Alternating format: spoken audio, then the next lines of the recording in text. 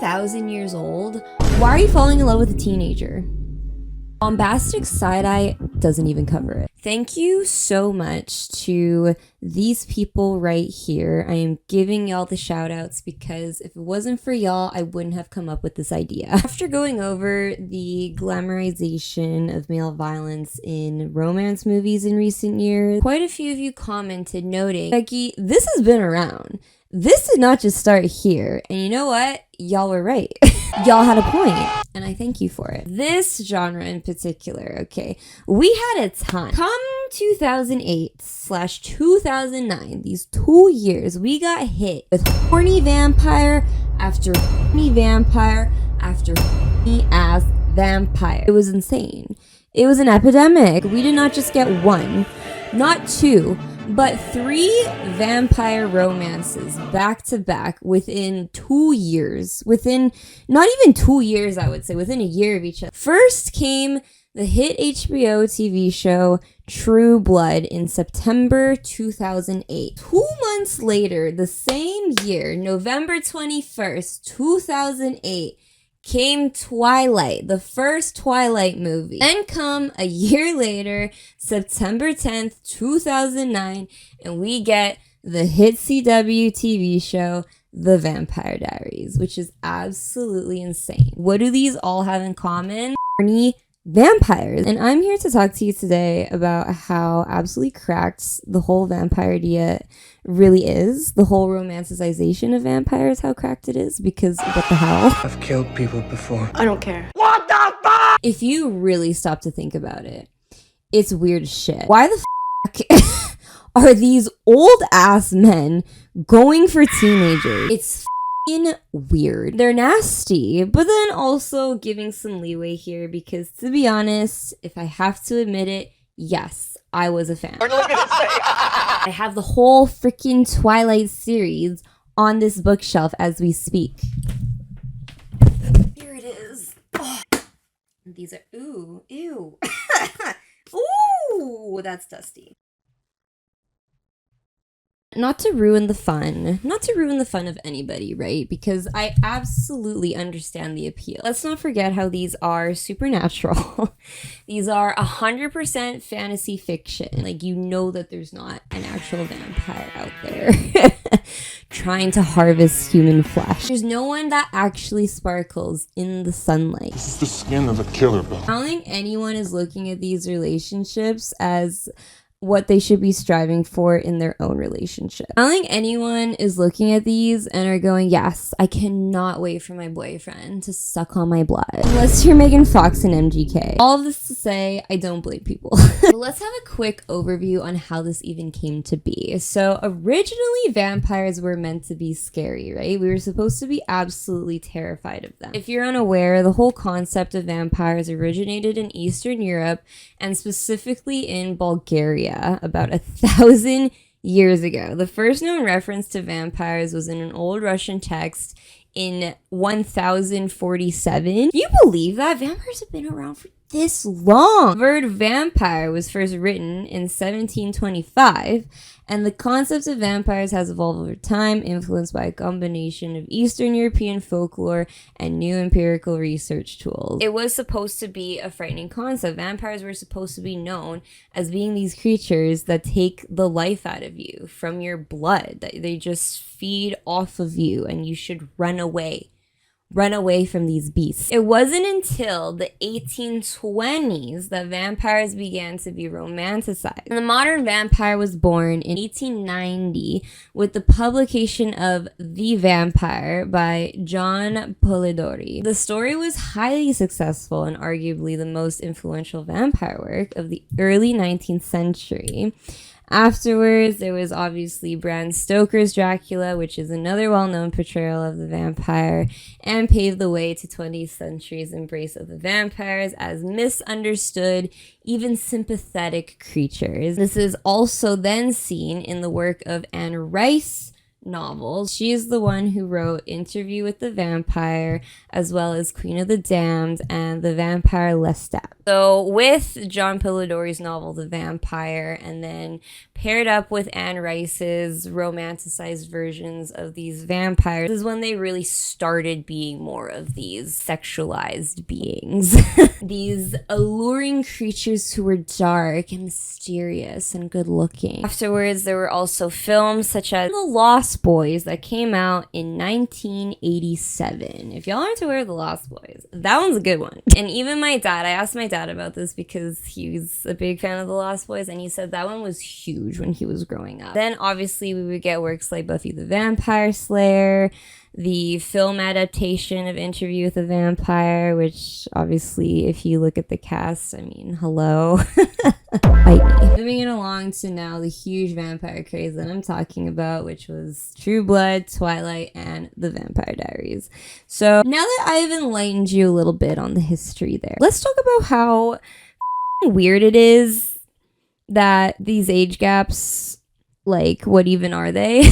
Let's talk about how absolutely insane these age gaps are. Putting it quite bluntly here, how the do we ever think it to be okay for a 100 to 1,000 year old vampire falling in love with a teenager? What? The whole reason why we overlook this obviously is because their bodies, they're physically in shape, they're physically attractive, they're physically between 20 to 30 years old typically, except Edward. Edward, I believe, is supposed to be a teenager still. But physically, they look young. However, in perspective, they have lived 100 to 1,000 years old.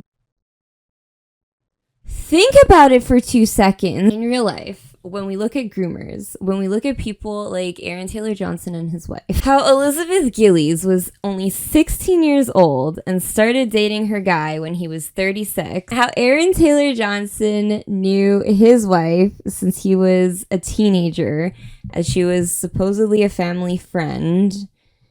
Huh?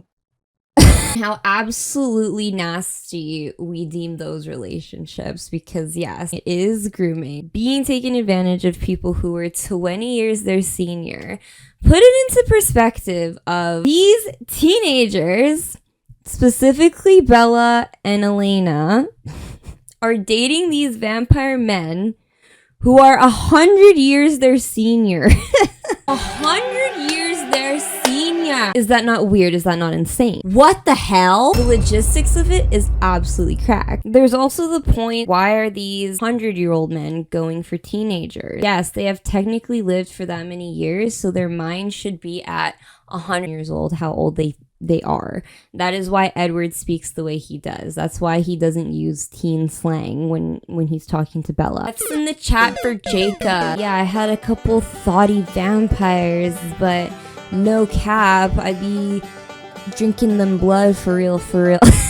You know, there's a reason why he doesn't speak that way, and it's because he is over 100 years old. So if they have the mindsets of essentially a great grandfather, what is attracting you to a teenager? Sorry? Could you not go for someone that's at least 30? At least 40, 50, please. Please, I've said it before, look how amazing Shakira looks. Look how amazing Kerry Washington looks. So many fine-ass older women. I don't understand why you feel the need to go for a high school girl who hasn't even gone to college yet. Who hasn't even gotten her degree. What are you doing? Also, one of the weirdest things that I find with these old ass dudes preying on these young ass girls is the whole virgin thing too. I don't know why that was such a thing, and still is a thing, I believe, in a lot of these novel romances. They, for whatever reason, make the girl this innocent virgin that's finally experiencing things through this dude, and for me it just feels a bit unsettling that their first time was with a 1,000-year-old man. It's a little unhinged to me. Just imagine if they actually looked their actual age. Like, she would be having sex with a corpse. She would be having sex with skulls and bones. Ew. Ew! Leo DiCaprio looks like a saint in comparison to these dudes. All of this to say, in retrospect, to begin with, this whole concept is fucking strange. And it's especially unfortunate that, at the very least, they didn't make these guys newly fresh vampires, you know, because it also would be another thing. I gave it a good think. It would be another thing if they were fresh vampires, if they were freshly turned. Maybe a year or two ago, Edward is new, then technically only like 2 years older than Bella. That's at least better. You know what I mean?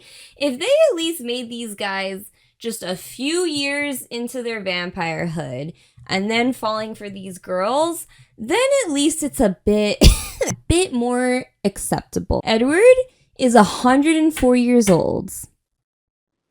104 years. And Bella's 17. Stefan is 171 years old. Damon is 178. Elena, 17. Bill is 173. Eric is over 1,000 years old, with Sookie being 25. So at the very least with this one, at the very least they made her not a teenager. That's as much snaps as I can give this series. The bar is really in hell. I think vampires are creeps. I think they should be in jail. Also to know, that's pretty problematic because they're over 100 years old. Both Bill and Damon fought in the Confederate War. So I'm just putting that in there. I'm just gonna leave that there for y'all to know that. Now that I've talked about how absolutely creeped the whole concept of these romances are because of the age gap, to highlight some more problematic attributes to these vampire romances, there's also the fact oftentimes, basically every single time actually, being in these romances then leads to the main lead protagonist girl being constantly thrown in danger for the sake of a man. For the sake of getting some vampire death. It absolutely frustrates me. They are constantly put in danger and they're constantly okay with it because of their love for this vampire. They're so obsessed with them, think that's the love of their life. So yes, they will continue seeing this vampire despite their life constantly being in danger. Which is so fucked. Why would you do that to yourself? It's not worth it, girl. To stay in these relationships and defend them so much when you're constantly about to die, it's just crazy to me. It makes the girls look weak, in my humble opinion, because yes, as much as I do advocate for standing by your partner and being with them through thick and thin for certain situations, not every situation, please. In these cases, these girls look weak as shit standing by these old ass vampire dudes for the sake of love. There's more things in this earth. There are more men on this earth. Lastly, their manipulation tactics, because also they have that thing where they can glamour people or hypnotize people, basically make someone their bitch, make someone do things against their will, which is also just so insane. Why would you want to be with someone who could like that and you wouldn't even know? You wouldn't even know if they're hypnotizing you. You wouldn't know that. You wouldn't know if they're making you wipe their ass with your tongue. You wouldn't know if they're making you watch Cats for the 5th time. They do show that in these TV shows and movies. However, they don't really attribute it with the main love interest typically. Sometimes they do, and they try to make it seem like, oh, I'm glamoring you to protect you. I'm doing this out of protection, and I had to hypnotize you because, like, for protection. It's some kind of bullshit like that. But no, that's manipulative as f***. I'm sorry. So disgusting. That's so disturbing. Ew. We really wanted to protect them make their own decisions. They're their own humans. They can make their own choices. Do not take their own choices, their own free will, away from them. Manipulation tactics are very disturbing. Overall, I hope you've enjoyed this first section of me explaining why these vampires are so freaking weird. For whatever reason, we were all obsessed with it. We all loved this. We thought this was great. And it really was the stepping stone into the new wave of toxic relationship romances with the 50 Shades, 365 Days After series, what have you. Because yes, Twilight did inspire 50 Shades of Grey. So yes, this whole vampire craze technically was a basis for promoting these toxic relationships. Now I will get into some specifics. Not going to go too deep in specifics because I may do full videos on some of these relationships. Basically, I'm going to go into the highlights of some of these atrocities that these specific vampire dudes did and how absolutely insane it was for us to think that this was okay. Are you ready? Here we go.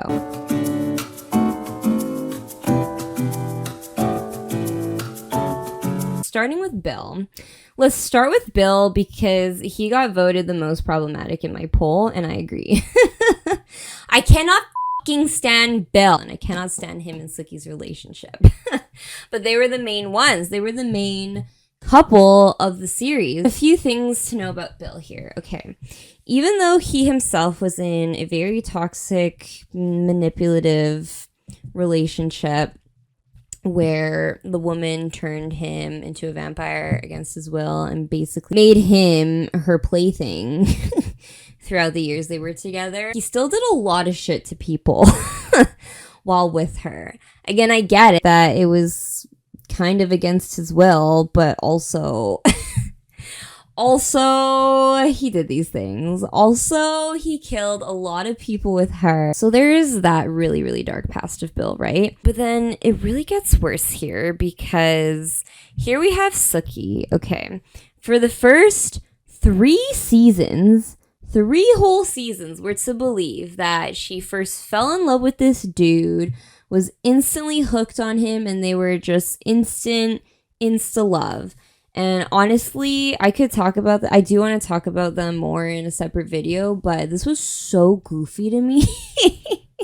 She was obsessed with this dude within 2 seconds. It was so unnatural. I've been waiting for this to happen ever since they came out of the coffin 2 years ago. At the very least, Bella and Elena, they were interested in these guys, but not to the point of Sookie with Bill. Okay. She meets this guy, has like a 2-minute conversation with him at her restaurant, and then another 5 minutes later, he's kidnapped from some random people who want to harvest his blood. And what does Sookie do? She puts herself in danger already with barely knowing this guy, barely knowing this vampire. Oh my god, I swear to you, they had a conversation for like 2 minutes. He's not like that? Okay, you spoke to him for like a minute. And then immediately, in the trenches she goes, willing to risk her life, willing to risk everything for this vampire she just met, and gets her ass absolutely beat by these two. Until finally, he does come and saves her. Cool. But after she gets beat up for like 10 minutes from these two, afterwards, she then drinks from his blood to save her, to heal her, that she needs to be healed. And in order to heal her, it's his blood. She drinks, but then knowingly too, as soon as you drink a vampire's blood, you get this weird fixation on them. You start dreaming sexual things about them, and you have a bond that's there until their blood is no longer in your system anymore. But as long as their blood is in your system, you have this craving towards that vampire. It is then revealed at the end of season 3 that Bill orchestrated all of this just so that Sookie could be his. Just so that he could have Sookie all to himself. Are you kidding? Are you the biggest manipulation tactic I've ever seen, actually. He was sent to look for her. He knew exactly who she was, and he made this whole thing out like it was an accident. He made the whole thing out like he had no idea who she was this whole time. Mind you, they've been in a relationship for like 2 whole seasons. Or 3 seasons, I guess, at the 3rd season. She technically still loves him. He never once told her this, that he knew who she was. That he knew who she was, and he let those bastards beat her to a pulp. He was watching, and let that happen so that he had an excuse to feed her his blood. That's so fucked up. That's so insane. And believe this when I say how insane it is that even after she finds this out, she still has feelings for him. Ooh, that pissed me off. Ooh, what a piece of shit. But it's not just that why Bill is so trash and their relationship is so trash. Not even Bella. Okay, Bella and Elena, and you can argue with me with this because, yes, all of them have this terrible habit for this, but I really think Sookie's the worst when it comes to defending her man and when it comes to constantly putting yourself at risk for this man.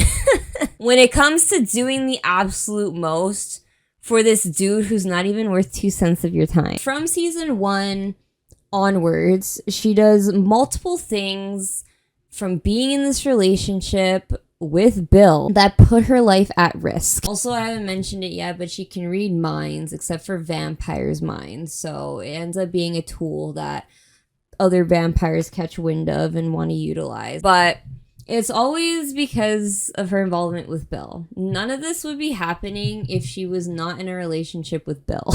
They always excuse it too in the show, which is so funny to me. They're like, oh, well, that's just your life now, Sookie. You're always going to have danger follow you, Sookie. These things are always going to happen to you now, Sookie. But it's like, no, it wouldn't have happened if she didn't get herself involved with Bill in the first place. But the third season is really what gets to me the most because Bill is captured and has to stay at Vampire King's mansion. And Sookie has no idea where he is. And this whole season is her trying to rescue Bill by putting herself in constant danger. All because she's trying to save Bill. And this whole season, I was so frustrated because I'm like, girl, it really is not that worth it. Let someone else figure this out. Why does it have to be you? He's not worth it. And the show even points this out a couple times too. One scene where she talks to some girl who's doing her makeup and stuff. She's like, there's only so many times you can put yourself through something for a person before you stop.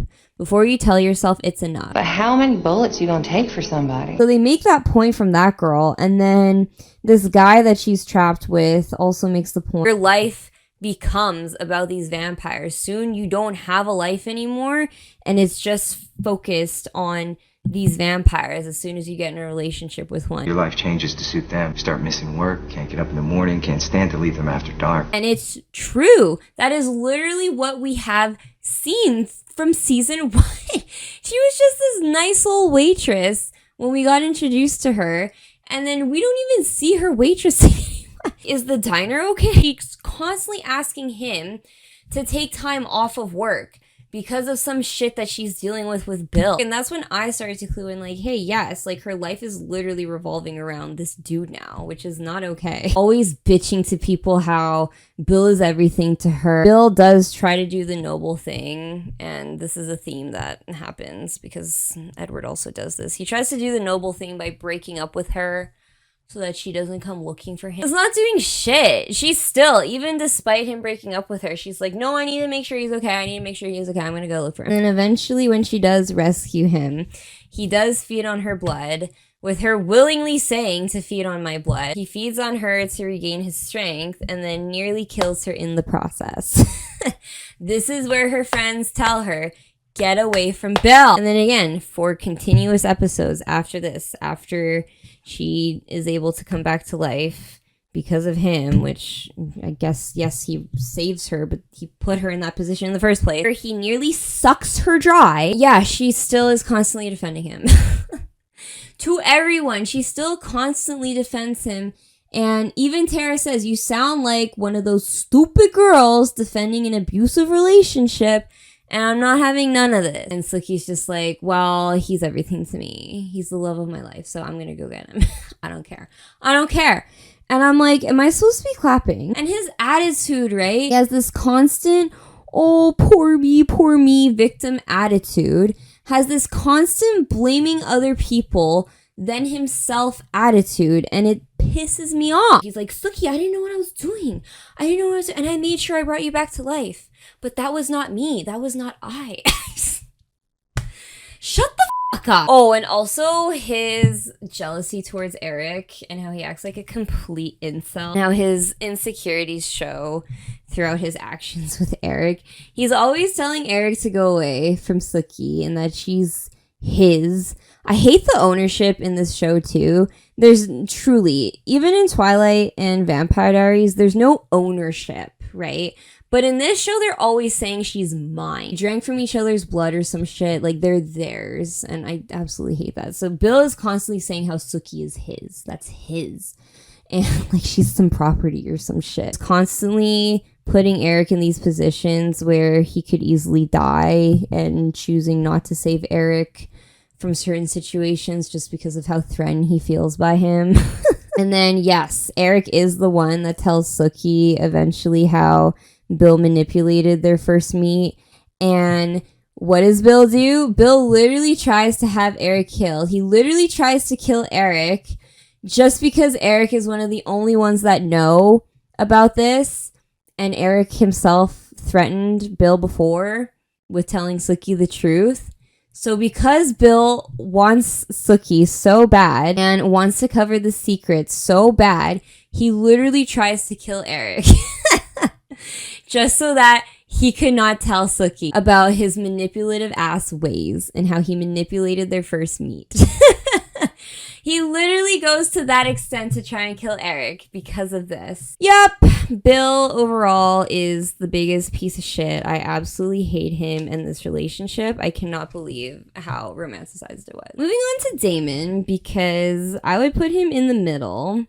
He does a lot of shit. And initially, for perspective, Elena's main love interest is Stefan. However, I'm not going to go over Stefan so much just because of who she ended up with. That she ended up with Damon, and their relationship ended up being the main threshold of the series. So that's why I'm choosing Damon. So with Damon, right? Damon's actually insane. We end up absolutely shipping Delana. Yes, I am guilty of that. I look back and I see how amazing their chemistry was, but also how absolutely problematic they were, and especially on Damon's end. He's introduced to the series in season 1 as actually the main villain. He does a lot of crazy, nasty shit. Number 1 being, he hypnotized her friend into having sex with him on multiple occasions and doing numerous tasks for him on multiple occasions, unwillingly. Caroline, who is one of Elena's best friends, ends up in this abusive relationship with Damon for the first bit of season 1. Yes. He hypnotizes her multiple times and feeds from her, drinks her blood, whatever.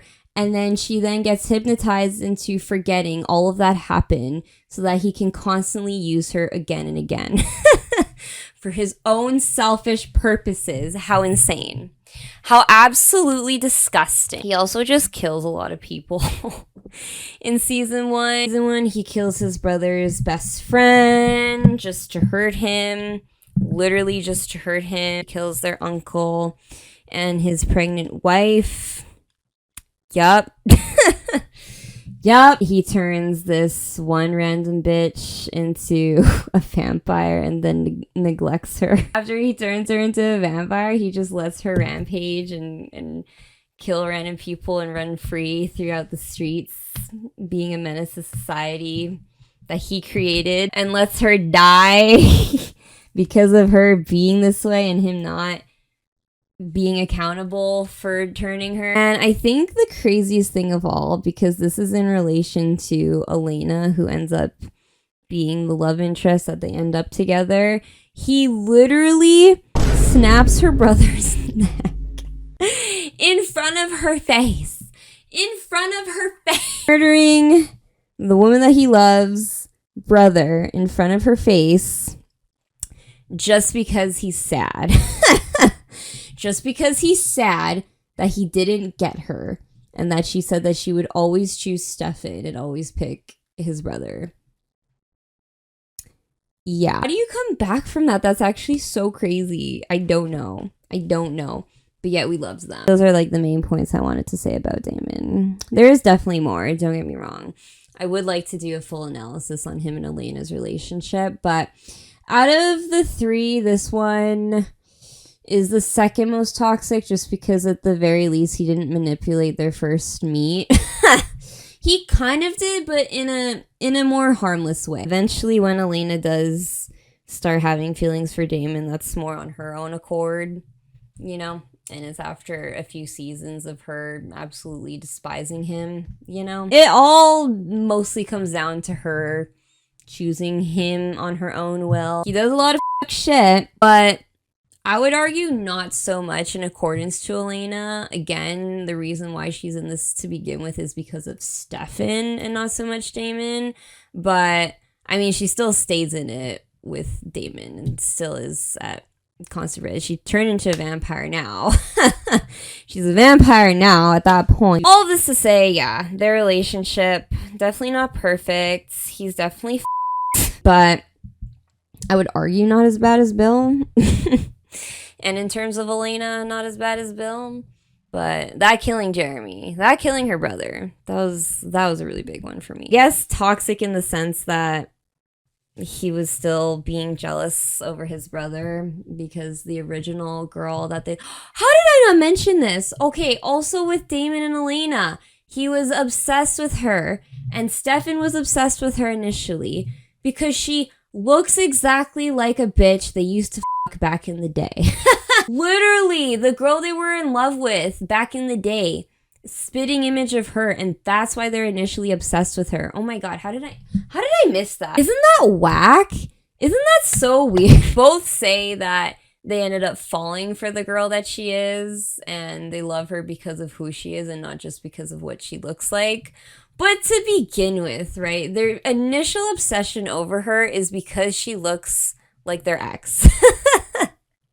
Which is crazy. That's crazy. Lastly, let's talk about Edward and his toxic traits. I put him last simply because in comparison to these two others, it really isn't too bad, right? If you really think about it. Yes, he does some shit and I'm going over it, but in comparison.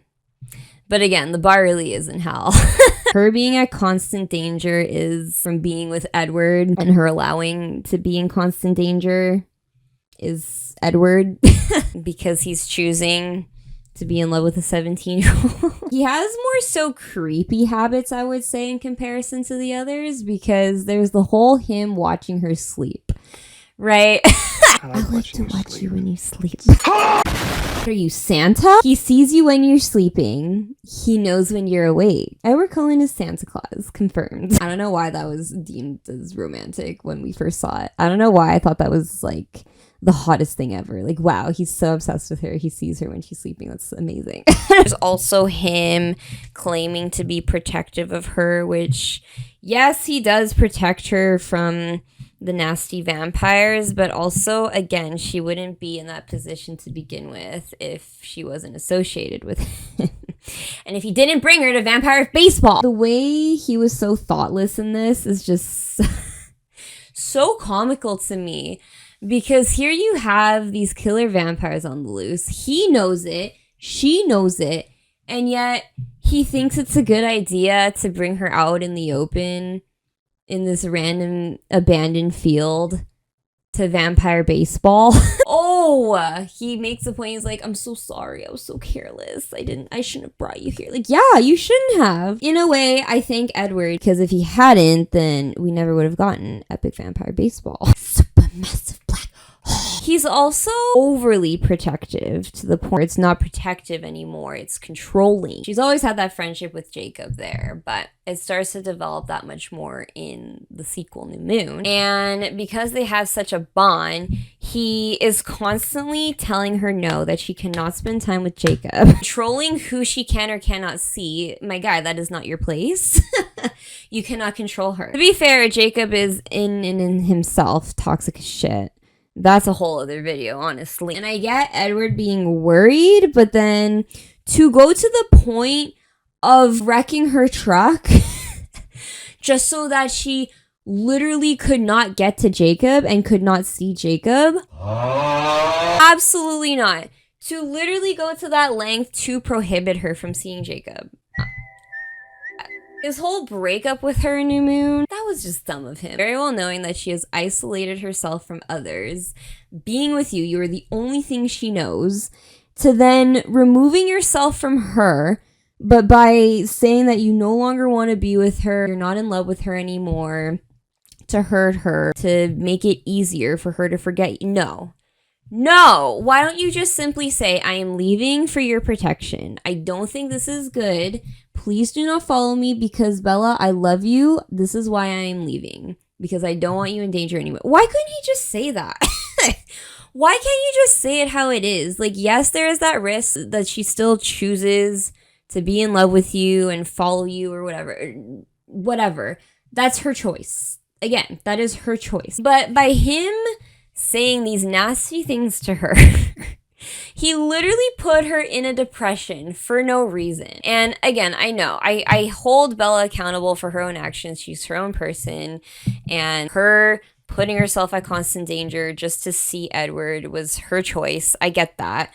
But I just feel like he definitely could have handled that breakup way better. And not leave her in the woods alone.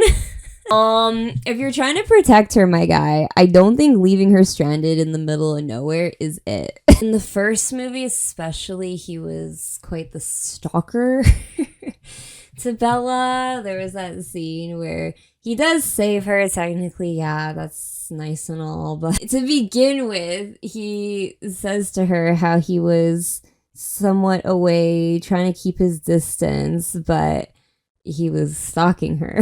And then lastly, for my main point with Edward, Bella gets pregnant due to two people. Okay, this is on Edward as well. That's his responsibility as well. And he is livid. To be fair, I guess, because it's very unknown and very rare. They have no idea what this baby's gonna be. They don't know what it's gonna do. At first, he's more concerned, I guess, than angry. Actually, no, I think he's pretty angry. He's trying to be pretty angry about this. And then he gets even worse when it's discovered that the baby is feeding off of Bella and essentially killing her. And he's pissed. He gets mad at her for wanting to have this baby that is their child, and mad at her for making that choice that if anything were to happen to her, she is willing to die to give birth to her baby and to make sure that the baby survives. But he's pissed and throws this whole tantrum at her for choosing to have this baby. You've given me no choice! Bella, we're supposed to be partners, remember? He does apologize after, yeah. He's like, I'm so sorry. And then they have a bond. And then he ends up being happy with having the baby or whatever. To begin with, he has the biggest attitude on him for having this child. I understand, yeah, that you would be going through probably a lot of emotions if your loved one is choosing to potentially die and give their life for a kid. You love that person. You don't want to live in a world without that person. I get it. But I don't think anger is the solution. I don't like that Edward had this big angry attitude, this big kid-child attitude just because she chose to have a baby, which is their baby. That is your child, Edward. That's just me. Maybe that's controversial. I don't know. You can let me know what your thoughts are on that situation. But to me, my point is that he just didn't need to have that attitude. That's just my point. I guess at the very least for Edward, that's the point I give to him, is that he did try to distance himself from her. And in the situations, he did keep just saving her from things that didn't involve vampires. It was just her being in some sort of danger he was saving her from. He was kind of trying to distance himself from her. So at least there was that. It's like a drug to me. My own personal brand of heroin. Those were basically the main flags with Edward. Again, he is not nearly as bad as Damon and Bill, but he still had his moments. He was not perfect by any means. All of these have that in common, that they ended up putting their loved one at harm. They all have in common that they're way too old for these girls. But that's all I really had to say today. Overall, what a weird time. Vampire romances in general, when you take a step back, are problematic in themselves. But at the end of the day, chemistry, am I right? But then I also see the blame in these being the starting points to why we got the atrocities that are 365 Days, the After series, so on and so forth, with those toxic romances. Let me know all of your thoughts. Let me know who you thought was the absolute worst. I know there were things that I probably missed. Again, I just didn't want to go in too much detail for this video because I could go on. Let me know if you were also in love with this during this time. You're also so much part of the vampire craze during this time. I know I have fun with it. I still rewatch Twilight. It's so fun to me. Are you kidding? Thank you all so much for watching. Until next time. Mwah.